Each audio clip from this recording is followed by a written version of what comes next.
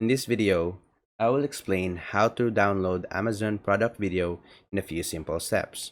So first up, let's open up Amazon and search for the video that you will be downloading.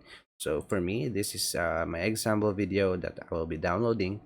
Then let's head on over to the top corner over here, which is the extensions tab. Click on it and head on over to manage extensions. And then let's head on over to the Chrome Web Store where we will be downloading the extension. So first, let's search up Video Downloader Professional. This is the extension with the green arrow. And just click on the extension and click on Add to Chrome. Then add extension. Wait for a minute.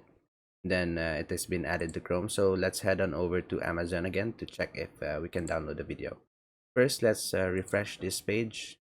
Then let's head on over to the video, and then let's head on over to the extensions and then click on the video downloader extension.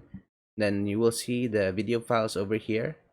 You can download based on the quality that you want. So for example, I will download this and then just click on OK, and it will download the video.